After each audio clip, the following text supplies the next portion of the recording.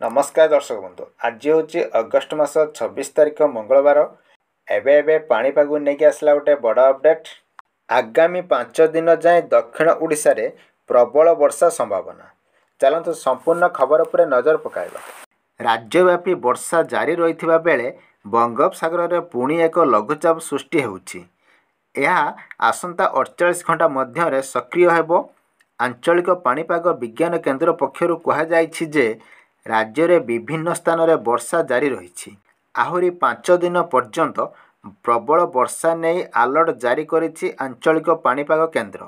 ओडिशा और पश्चिमबंग उपकूल में घूर्णिबलयटी सक्रिय थिबा बेले यह अधिक घनीभूत बा घूर्णिबलय प्रभाव में 48 घंटे लघुचाप रूप नेब। यह प्रभाव में आगामी 5 दिन जाए वर्षा सह दक्षिण ओडिशा रे विशेषकर प्रबल वर्षा संभावना रही। आंचलिक पाणीपाग विज्ञान केन्द्रर निर्देशिका मनोरमा महांती कहिसेंति पश्चिम केन्द्रीय बंगोपसागर रे एक घूर्णिबलय सृष्टि होइछि।